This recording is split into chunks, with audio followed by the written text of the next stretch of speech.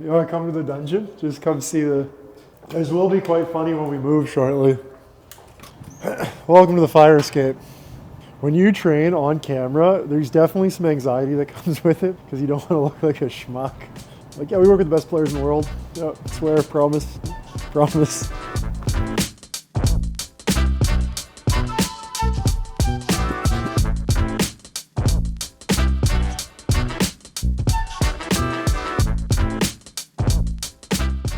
Let's go, Moth. Pull the program day. Mitchell, what a prime opportunity to get on camera here. Talk about your day of training. Talk about your day of, how was your day of training, Mitch? We're doing pull program day. Gary Roberts Performance is like the secret squirrel society. You guys are too young to understand the reference, but Cam can put up the image that talks about it. What an agent, what a squirrel. We're gonna, guaranteed, we're gonna peel back the camera. No, what do we peel back? The cover? Just gonna show you what goes on behind. So pick a letter. S.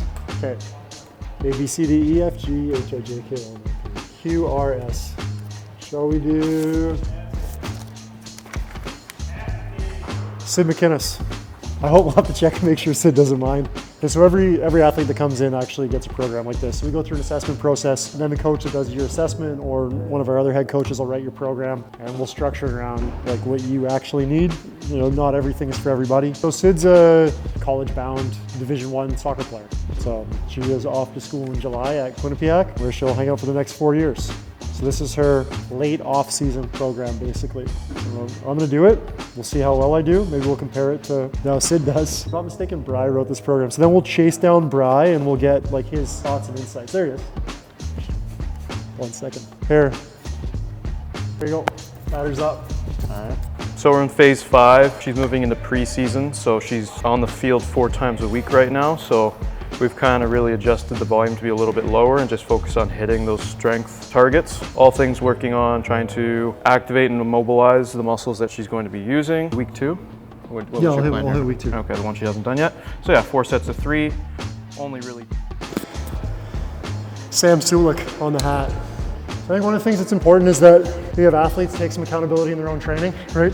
I would say that 98% of the kids that train with us actually want to be here, which kind of is the point, right? There's like the old question, like what age, like when is too young? And I would say that age is one barometer, of course, and maturity, but then the other one is just care. Do they want to be here? Are they excited to be here? Are they engaged? Are they accountable? And do they take like pride and ownership in their training? And so the whiteboard is just one way to kind of enforce that. You know, so we could lead a warm up every day, but what does it teach the athletes? So you need to take some level of accountability, and a warm up is a small way in which you get to do that.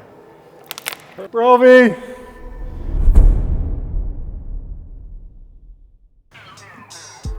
Drop bar deadlift, seated broad jump, core engaged single leg glute bridge. Trap bar somewhere between like a straight bar deadlift and a squat. So later in the week, as she goes into like the season, games typically take place on the weekend, so you don't want that soreness that comes with a lot of eccentric stress and muscle damage. Yeah. So late week, just focusing on that concentric force. So you're at 290 right now.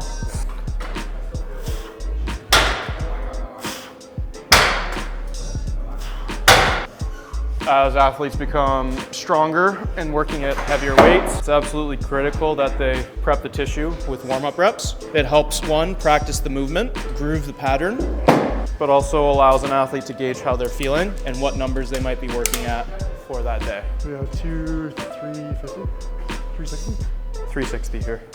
Threes? 3, please.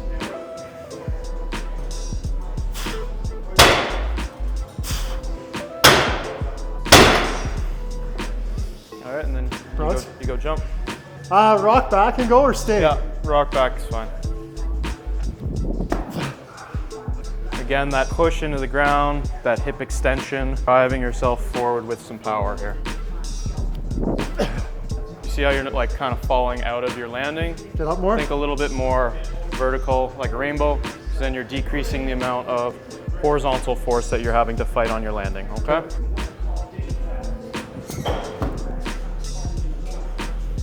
Good coaching, coach. And then glute bridge, I think it is, right? Core engaged, single leg glute bridge. Yeah. While also maintaining that posture through hip extension. So we're pulling the rib cage down, engaging the abs, and then from there, lifting one leg and driving hip extension.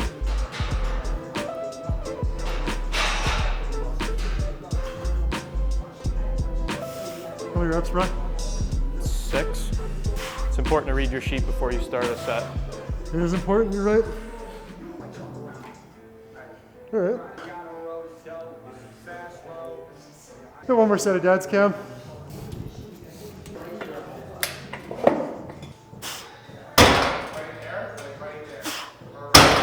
For Sid, you know, a big thing for her is acceleration and quickly producing force out of like a dead stop. Her training goals? Yeah.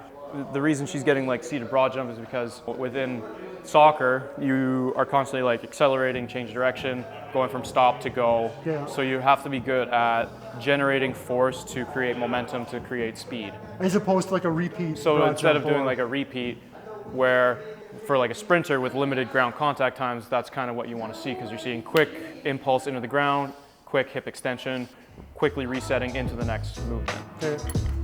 2x6, 2x8.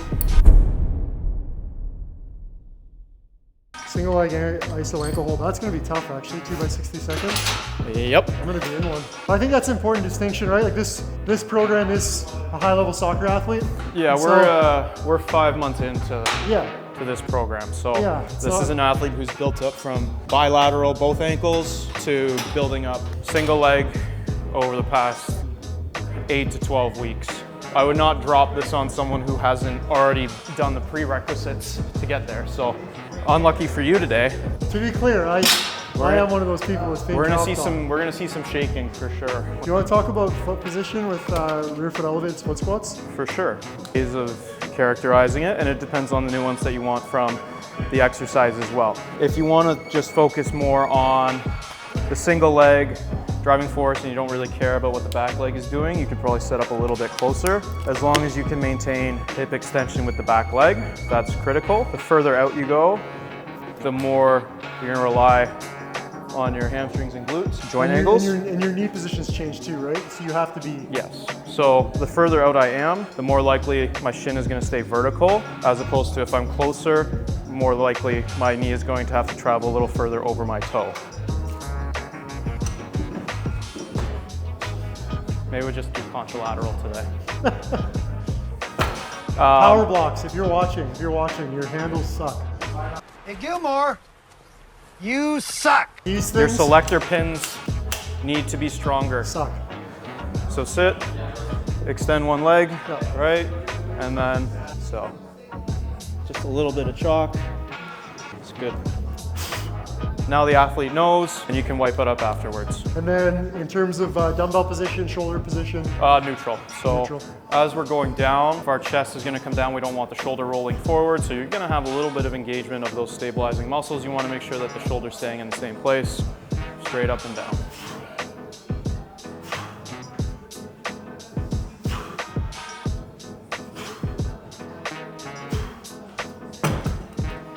Well done. next. It doesn't matter which knee you have down because we're doing 2 sets. You could do 1 set with the right knee down, the other set with the left knee down. Simply just a position for a bilateral press. For athletes with poor overhead mobility, you can adjust your position to accommodate any limitations. You use the neutral handles. Most of our younger athletes don't need a wide or a pronated grip. You're gonna start with it just above your shoulder, so elbow slightly in front of our body, and then as you press, you can either stay vertical if you have poorer shoulder mobility, or if you have better mobility, you can lean forward as you press. As you can see here, he gets to a much better overhead position, like biceps to his ears with a little bit of a lean forward. And then you'll notice that he's never losing tension at the bottom either. He stops the weight, he controls it.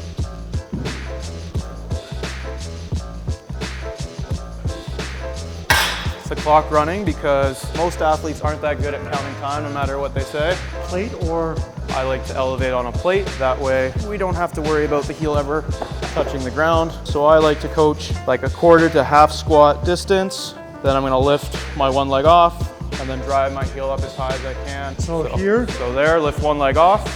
and then drive heel. So try and sit back a little bit more. You've shifted yourself forward as you got on. Keep driving that heel up as high as you can. 60 is not going to be in the cards. Oh, look at that calf. Yeah. Look at that thing. The lack thereof. Off, and then drive heel up. Okay, you want to stay into that flex position.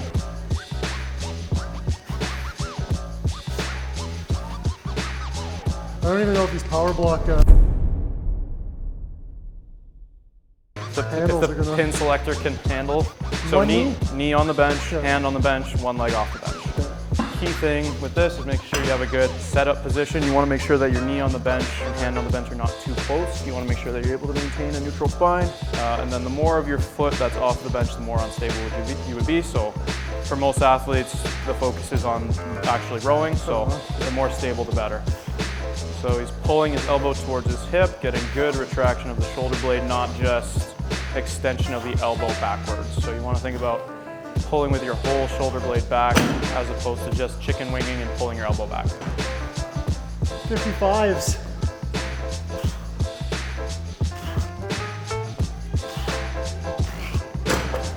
Oh, I need heavier weights, Uncle Gary.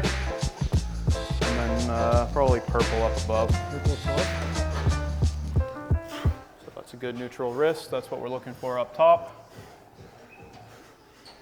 Thinking about punching towards the ceiling the whole time. Don't let that elbow bend. You're gonna turn. Oh, he's made a bad turn. That was a bad turn. Yeah, he turned with the weight on the outside, meaning it's probably gonna swing.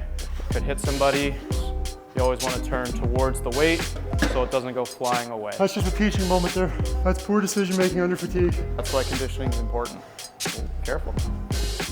All right, so now the weight's in his right hand. When he gets to the end, he's gonna make a nice turn to the right. The weight's gonna stay right where it should, no swinging, and he's good to walk right back.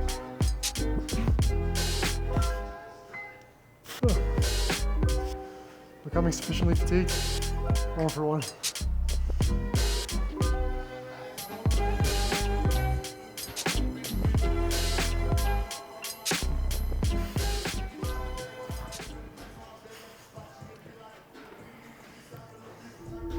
Was it what you expected? That was great. I mean, like, yeah, it's like a different training stimulus that I've had the last like 12, 14 weeks, so it's great. And that concludes full program. No, I'm kidding. That does actually conclude full program though. So I think the whole point of this series is just to try and lift up the hood and like show a little bit behind the methodology and what's going on. For sure. Later off season, transitioning into preseason and the competitive season. So, like I said earlier, 5 months in, there's been progression through a whole lot of stuff. So it's not easy to just drop What in are you smirking about over there? I know you didn't. I know. drop in and do it. Right? It's not as easy as it looks.